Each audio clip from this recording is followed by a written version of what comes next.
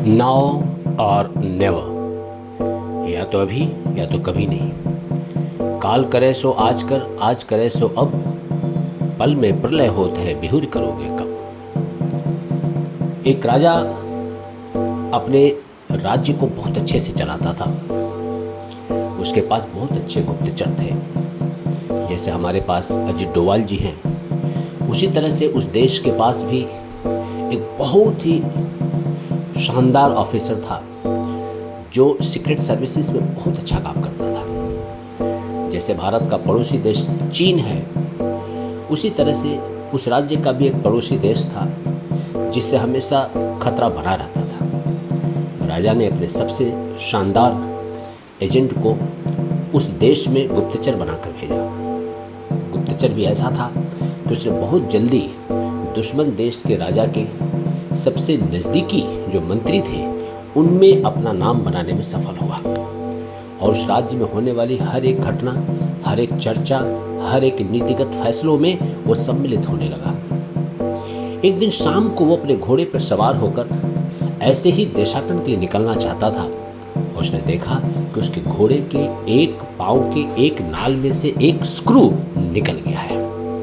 उसने सोचा कि कल इसको ठीक करवा दूंगा, अभी अंधेरा है, रात हो गई है, कल मैं करवा दूंगा। ये सोच के उसने एक आध दो दिन उस बात को टाल दिया। धीरे धीरे वो भूल गया। एक आध सप्ताह के बाद वो ऐसे ही राजा के मंत्रियों के साथ बैठा हुआ था और उसको पता चला कि राजा ने, जो दुश्मन राजा है जहाँ पे गुप्तचर के तौर पे काम कर रहा था, उस दुश्मन राजा ने इसके अपने देश पर हमले का प्लान बनाया है और कुछ ही महीने के अंदर एक बहुत बड़ा हमला इसके अपने देश पर होने जा रहा है। इसी काम के लिए तो यहाँ पे गुप्तचर के तौर पे अपॉइंट हुआ था।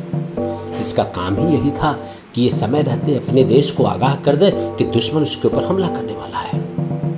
और इसने रात को अपने घोड़े को निकाला अस्तबल से, घोड़े पर बैठा, और जैसा कि आप जानते हैं कि गुप्तचर हमेशा गुप्त मार्ग से चलना पसंद करते हैं, इसलिए उसने जंगल पहाड़ों का रास्ता अपनाया अपने देश पहुंचने के लिए।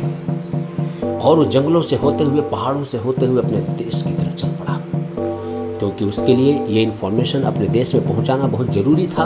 अगर वो इन्फॉर्मेशन समय से न पहुंचाता तो उसका देश लड़ाई के लिए तैयार ना हो पाता, और अगर लड़ाई के लिए तैयार नहीं होता तो युद्ध में उसको बहुत सारा नुकसान होने की संभावना थी। सिपाही ने बिना किसी भूल के अपनी स्पीड बढ़ाता गया, लेकिन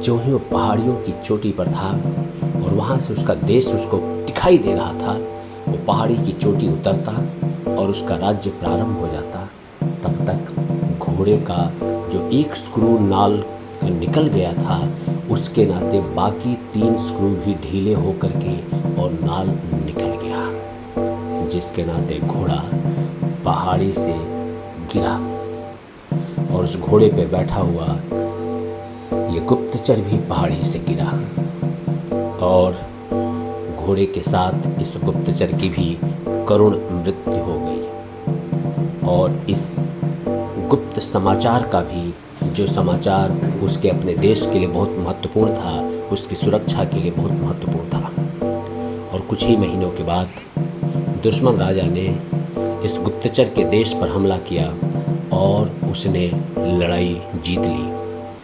इस गुप्तचर का देश हार चुका था, राजा बंदी बनाया जा चुका था, अब इसका देश गुलाम हो चुका था, बर्बाद हो चुका था। आदमी की एक छोटी सी गलती, एक छोटा सा प्रोक्रास्टिनेशन, एक छोटी सी चीज़ टालम टाल कितना भारी पड़ता है, इसका एक प्रत्यक्ष प्रमाण है।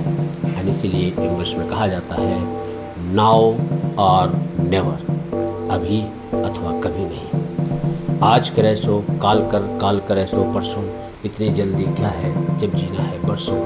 ये हमें बहकाने के लिए बनाया गया है। सत्य लाइन है, काल करे सो आज कर, आज करे सो अब, पल में प्रलय होता है बिहुर करोगे कब।